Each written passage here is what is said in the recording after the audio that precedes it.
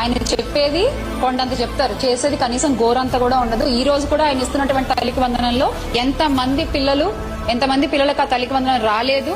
దానికి మళ్ళీ అమ్మ బెట్టింగులు రాణి శ్యామల, నీ కళ్ళు మింగాయి కదా, ఒకసారి వీడియో చూడు.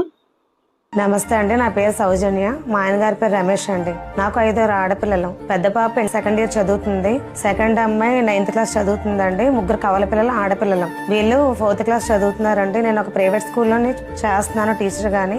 ఇతను కార్ డ్రైవర్ అండి.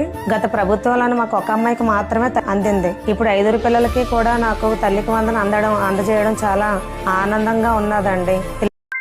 ఇలాంటి మంచి మంచి పనులు మీ వైసీపీ నాయకుల కళ్ళకి కనపడవు. ఎందుకంటే కూటమి ప్రభుత్వం చేస్తుంది మంచి మంచి పనులు, మీరు చెయ్యరు. చేసే వాళ్ళ మీద ఏ విధంగా నిందలు వేద్దామా అని చూస్తారు మీ వైసీపీ నాయకులందరూ.